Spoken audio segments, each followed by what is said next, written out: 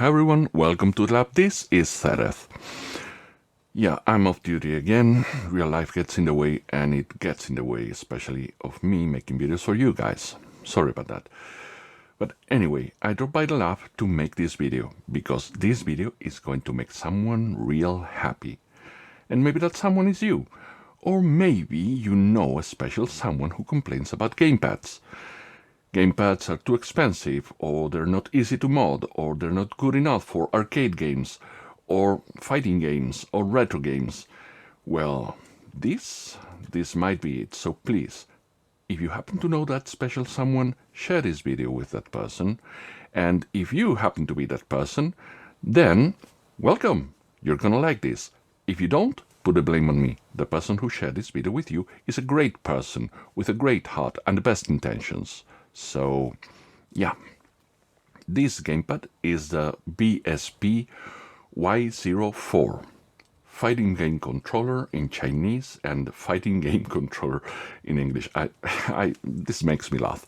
I mean, it's the same. And this reads adjustable keycap height. Keycap would not be the right way to say this, but it refers to the analog joystick. You can turn it counterclockwise to raise it, or clockwise to lower it. And it has circular input. So yeah, for older games it's interesting. And I have put another joystick in it because originally it came with one of these switchable, changeable D-pads. But this is very interesting, very important.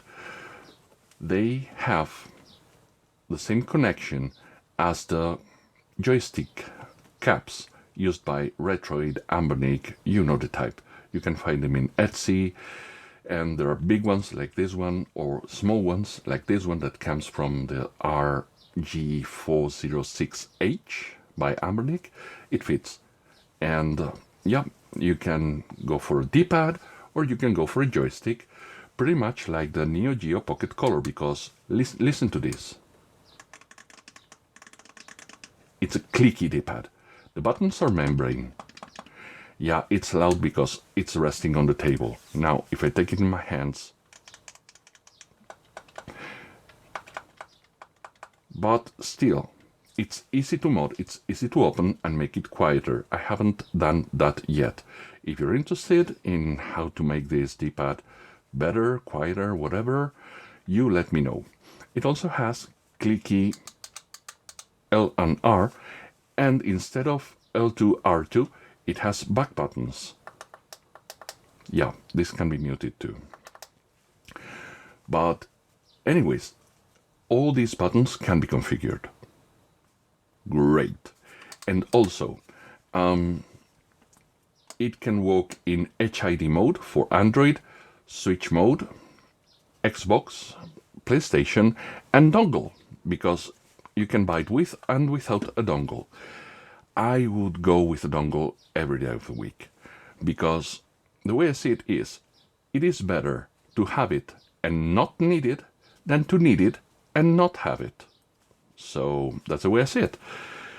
And yeah, BSP, maybe you know the brand, maybe you haven't heard of them.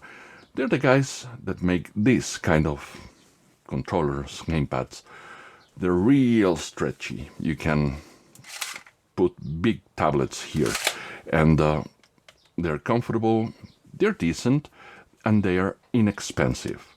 This one, I've seen it go from 16 euros to 35 euros, taxes and shipping included. But yeah, it also works wired.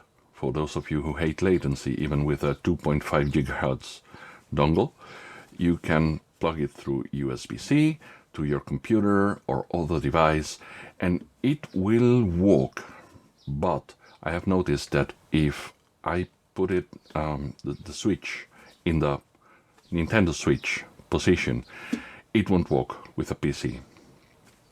It will register random inputs. But HID works with PC and Xbox as intended, and PlayStation 2. So just the Switch and 2.4 will not work wired, as far as I can tell. And yeah, it's nice, it's good, and I am very, very particular about my input devices. From the cheapest ones, like this one, which I bought for 12 euros and then I modded it to hell and back. Yeah, I raised the front plate and changed the switches for some switches I had spare. Yeah, but 12 euros, this is great. And I've played Chasm a lot with this one. Two other input devices which are not on the cheap side, let's say. I love this one, and I have also modded it.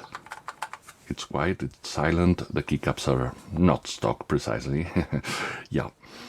So I also have controllers with a lever, because this type of controller are called leverless. And yeah, I'm doing something quite the opposite here, trading a D-pad for a joystick. And I would really love for Amanic, GameMT, Magic X, whoever, to take this idea and turn it into a handheld device. Precisely as is, just make it wider, put a screen in the middle, and yeah, 6 buttons here, 2 L and R buttons, I mean L1, L2, R1, R2. These would be great. And the same system, because inside of this gamepad there is a dish below the position where I have put this joystick keycap, whatever you want to call it. There is a dish that actuates the micro switches, so it works great with the D-pad dish or with a joystick. This would be great for arcade games and Neo Geo Pocket Color, as I said before. So this is brilliant. It has rumble. If you hit the turbo button and then hit up with the analog, it will go from off to low rumble, mid rumble, high rumble. And then if you hit the turbo and analog down, the opposite, from high to off. And it's not subtle, it's not weak, it's kind of strong rumble. And I like it a lot. It's comfortable to hold, and it works really well. And that's why I came here, to tell you about it. Not in detail, I'm not going to show you me failing at fighting games and the like, but just think about it. Instead of a D-pad, putting in a joystick and back, forth, oh, this is a game changer, literally. It's a great idea, and with just one tiny improvement, yeah, I love it. And I'm pretty sure someone out there will love it too. So spread the word. Now I'll get back to real life mess, and I'll be back as soon as I can. In the meantime, be well.